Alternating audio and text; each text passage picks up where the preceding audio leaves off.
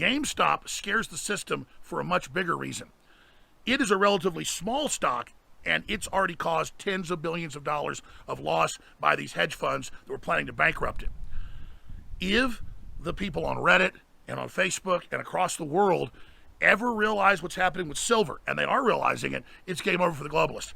They are trading hundreds and hundreds and hundreds of times. Usually it's about 200 times the amount of paper silver that there actually is real silver in the world, and they use that to manipulate the price and hold it down anytime it starts going up, because then they can dump limited amounts of their paper silver, and it creates the illusion that silver actually doesn't have value, when really silver is hundreds of times more valued than what it really is. You understand? It's a real, tangible commodity that's used in construction, that's used in electronics, that's used in microchips. It's been valued for over 6,000 years. Again, silver is the #1 target to bring down these criminals and to expose the fact that the whole system's a fraud, because they are leveraging 100, 200, 300, sometimes 400 or 500 times more silver paper in the market to suppress the value of silver, to basically short it, and then make billions and billions of dollars every month doing it.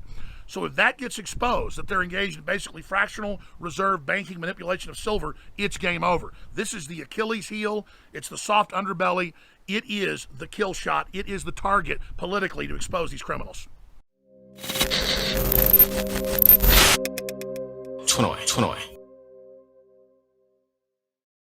Hey guys, my name is Drew, and today we are on Wall Street, as you can see, at the New York Stock Exchange. And I wanted to speak on an issue that Alex talked about yesterday, which is the silver trade, more specifically paper silver.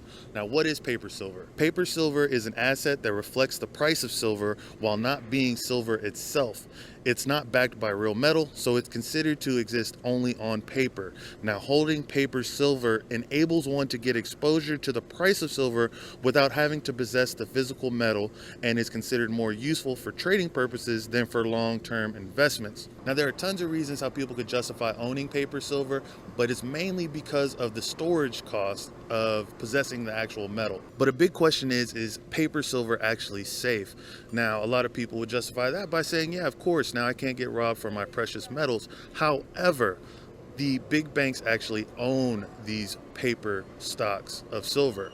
Now, they use these in order to be able to justify the cost of it and manipulate the cost of it to where if it starts skyrocketing, they're able to sell these off and lower the price of it to where people with this paper silver can't get rich, and they don't take too many losses. One thing that Alex was suggesting was actually requesting a physical delivery of the precious metals whenever you buy stock in silver. Now, this puts the big banks in quite a predicament, as there is only a finite amount of silver in the world.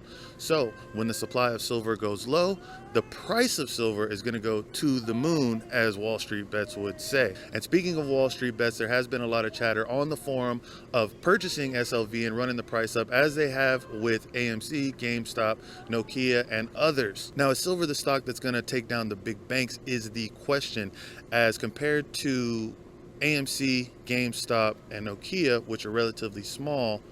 Silver can have a huge impact on the market, because the fact of the matter is they can always print up more paper silver, but they cannot print out more precious metal. As for me, I'm with Alex as well as Wall Street Bets. I'm still buying into GameStop. I'm still buying into Nokia. I haven't bought into AMC yet, but I will soon be buying into silver and requesting that physical delivery, because I do believe that these big banks need to pay, and they need to see that this needs to be a free and fair market for the people. So, reporting from Wall Street at the New York Stock Exchange, my name is Drew, and until next time, hold the line.